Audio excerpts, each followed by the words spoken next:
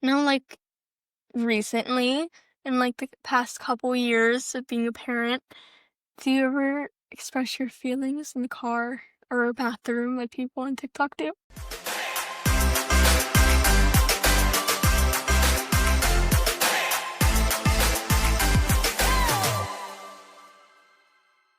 Welcome back to another episode of Integrated Being, where we talk all things mind, body, spirit, and finding alignment, our rhythm, and really integrating all parts of our lives to move through it in ways that we always come back to joy. So today, we have our second episode of this series that I'm actively working with my daughter, Maggie. Hi, Maggie. Thanks for coming on again. Thank you for having me. So the last episode we did, we talked about really kind of identity, who we are, and really how we figure things out and what matters, in our childhood, in our adulthood, and just our being. And I think today, I don't know if I should have waited until maybe episode 6, but my favorite topic, feelings. Feelings. And, emotions, which means energy. So if any of you all know me, I love all things about energy, but it's energy in motion. And I think it's such a profound idea that we don't talk enough about. I probably talk about it a lot with you. A lot. A whole lot.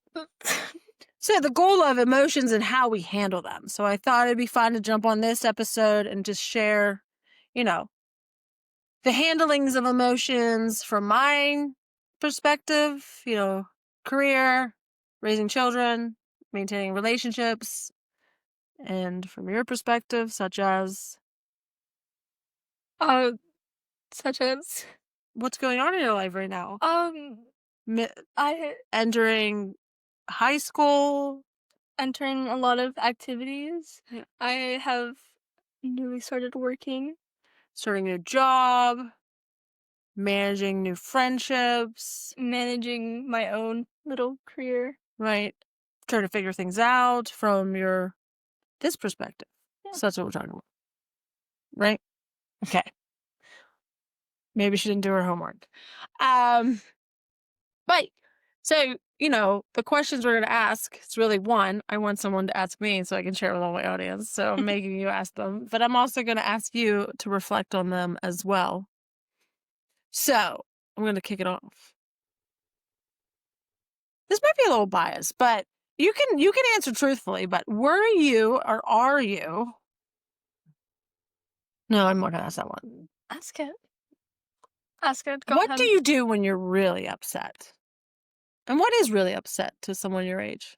Really upset would be like frustrating or more like stressed or mad at others around, like peers, and I think the actions can also like set this feeling within you. Most of the time when I'm upset I talk to you. Oh. That's how I channel my anger. I rant to you about everything. Which I think I was also given that gift, by my mother and my father. Mhm. And so I think the power of having a safe space to express all those emotions. I'm glad I'm there for you for that. So when we say really upset, from your age, and when I say your age, just it's the space and time of the things and activities that you're doing, but you're managing the emotions of others and their actions and how that, is upon you. You're managing the stress and the pressure put upon maybe by your parents, your teachers, your peers. So it's all, in essence, outwardly actions that are put upon your being, which then requires you, and this is kind of where I want to get to, is, based on your thoughts, they create this sense of a feeling which drives an emotion. And so that's kind of like the essence of integrated being. is your thoughts drive your feelings, which create emotions that then drive action. So if we have an awareness of what we're feeling and why we're feeling, and understanding that you as an entity can control your action based on the other, it puts yourself in a much more, I wouldn't say easy, because life can be hard, Mhm. but to be able to vocalize it to me, it's really powerful. So your emotions that you express, though, is frustration based on others doing things that you don't agree with, or maybe people being mean, engaging with your siblings, the little ones that are antagonizing, and the elderly, which aren't so mean anymore, but they were, right? Or So, your ability to like process through. And I think I just read today of parenting advice. All emotions are welcome, but not all behaviors, right? Huh? So, what's an emotion that feels, this might be challenging, hard to understand? Hmm. I think Probably a lot of them are about me. sure.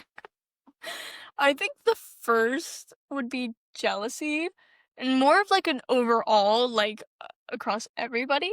Like, why do we feel this like peer pressure that makes us feel like we should be someone we're not? Like, what makes us feel jealous about those around us, about what we don't have, about what we want, about everything? I It's a think, good one. They say the opposite of joy is one that compares themselves to others. yeah, So, when you find yourself in a place of being jealous, that's most likely comparing what your have and have nots. That's a hard one to understand. jealousy.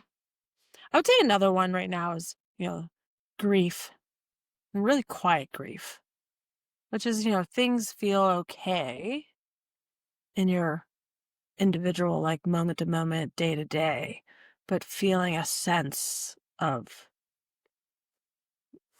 some things out of your control, like a death or the loss of others, or maybe the loss of systematic structures that we all depend on. But you still have to realize that sometimes that comes upon you in flashes. Okay, here's one. And you can call me out. Mhm. Do you think adults are good at handling emotions?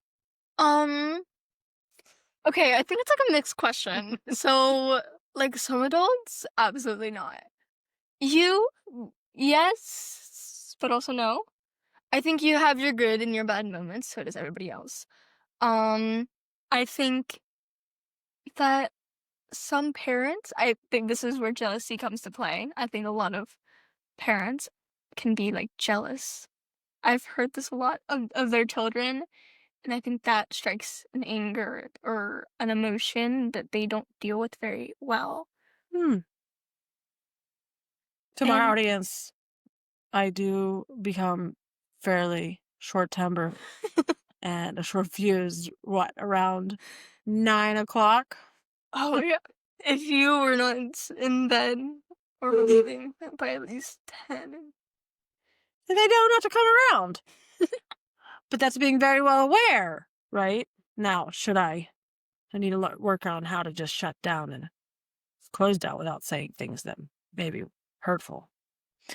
But yeah, so the idea is, I guess, just pulling out is, as a child, or, an up and coming adult, the emotions and the way the peers of mine and myself and your father, you're watching, you're observing. And Mhm, there's like ways to manage emotions and ways to not. And I think that always at the center of our conversations and kind of our approach to like our daily ongoings is being very intentional with one's day, and the actions and the words, and really your approach, basing it off of a reflection from the day before, and an awareness of where you're headed allows you to be very emotionally grounded. Mhm. And, I think it's a skill set. It's not something that we're taught. And as we get older, there's only more pressures and more stresses. So the the small habits of being aware of how emotions arise based on actions that cannot be controlled is a very powerful tool. Mhm. So I have some questions. Okay. Okay. So the first one you kind of already answered. I was gonna ask, were you allowed to like feel your feelings when you were younger? But since you already kind of answered that before, were there ever times where you weren't allowed to feel your feelings when you were my age? Ooh. So just to elaborate, uh, you know, when I think of how I show up and continue to show up on this platform and, creating this podcast and inviting you on, you know, and I'm in my early 40s, but reflecting like where I've been and where I'm at and where I want to go, identifying some of but you never know. So it's, I don't spend too much time on this. My greatest gifts were the, and I remember I say this word a lot, safe, feeling safe, safe from really a mental and emotional safe space as a child. And someone said, "You say safe a lot. Like, what were you like in danger of?" And I don't think we speak enough about how incredibly powerful it is to be taught at a very young age of like what emotions are and to put language around it and to have adult presence and it didn't have to be every day and it wasn't like their behaviors were perfect, but they had the conversations where they allowed the full range of emotion. And when I say they, my parents. And so the more and more I gravitate and get older, and all the great wisdom and all the books I read, it really comes down to having control over your thoughts, which ultimately is a way to manage your feelings, which trigger emotions, which then allow you to take action. So there's just so much power there. So, I mean, to simply put, yes, did they know that was what they're doing is kind of, a forever thing. And I'm not really sure. My father would say he would say that he just was talking to me. And so my mom, was just being present with me. But where was I not allowed?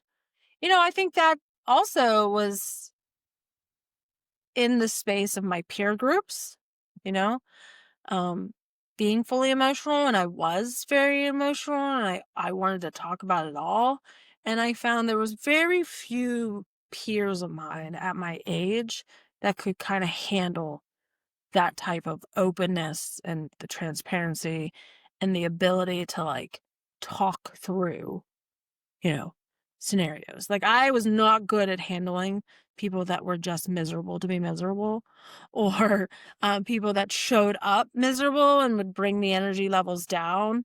So I found that it was, your years in high school for me was very challenging because I felt like I was suppressing that space of mine. Um, but then when I think about how I got into college, because I had this openness and I was in an all male industry, and I just never felt not myself. I always was truly like very aware of who I was and how I was feeling. So I think it gave me this like special space to navigate. That's why I guess I wanted to bring you on, being in this particular age that I was, where I was, managing and trying to understand like why this wasn't something as common as what I was being taught. Mhm. If that makes sense. I feel like I'm rambling right now. So I think to our listeners, when you don't feel that you can be your truly authentic self and comfortable sharing, what what you don't know, why your certain feelings arise, just assess like who are you surrounding yourself with, and is that the right place to be? Mhm. Okay. So about when you were younger, we talked all about that. Now, like recently, in like the past couple years of being a parent, Do you ever express your feelings in the car or a bathroom like people on TikTok do? I'm not really sure I saw the TikTok ones, but I know what you're talking about. Maybe like for my peer group, it's the eat, love, pray in the bathroom, having these moments. Um, she she's on the floor crying. I think it's the opening chapter. Yes. And I guess I really, thanks for the question, is, you know, there's a space of, looking from the outside in on a day to day, the range of emotions that I can feel, even feeling very confident and sure and aware, is I fluctuate through all of them. Grief, sadness. The one, the one I don't sit in very often is fear, which I feel like is a blessing.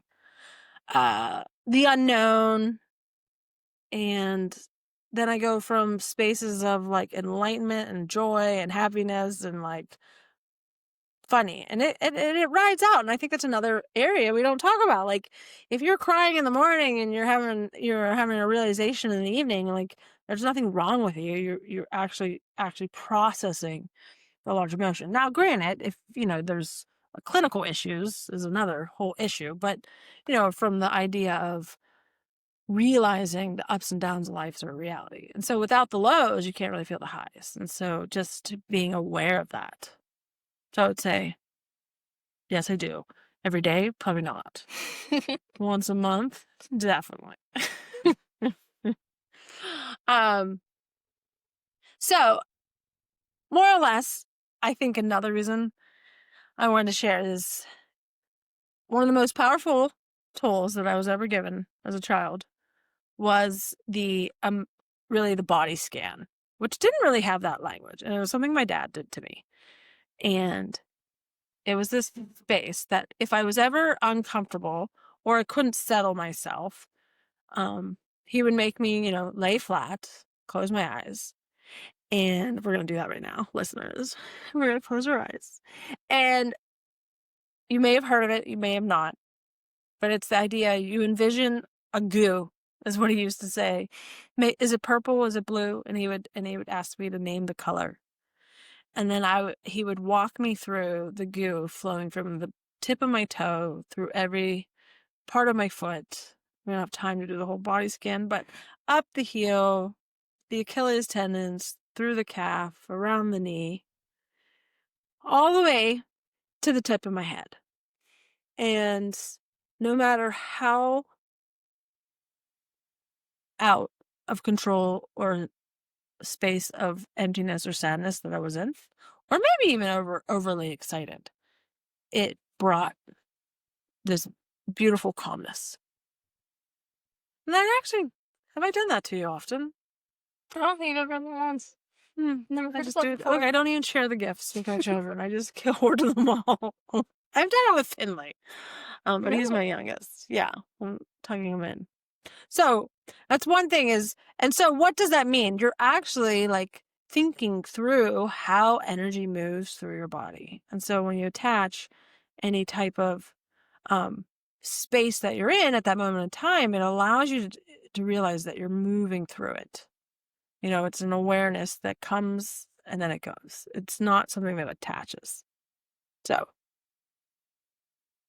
that is my message. Being human is messy. But emotions are not wrong. They are really messengers that we should all tune into and listen as we gravitate through life. Any last words or comments? I don't think so. I don't know. Is Maggie my co-host, or I'm tricking her to come get a life lesson That's what I'm to thinking. be on my YouTube channel? Well, maybe like after a few, you'll open up more. So the episode here was really called Feelings Are Weird. However, being how mature and maybe wise you are in your years, weird might be not the right word. Maybe more for Finley. But let's be honest. I mean, you're older and wiser, and your feelings can definitely be weird at times. Right, they are weird. They're kind of okay, we'll stick with that. Stick with weird. And so, you're here 15, nearly 15, navigating the life of school, work, entrepreneurship, friends. And here I am juggling deadlines, creating podcasts for not sure how many and who's out there, raising kids, managing relationships. But emotions will show up in many unexpected ways. And so the real question is, do we actually know what to do with them? So hopefully this podcast and all the other resources that I create is a guide, and I'm here as your coach to kind of help you through those. So thanks for showing up, Maggie. Of course. Until next time, listeners, I appreciate you. Continue the conversation, writing your emails, and providing any input as we move through to the next episode.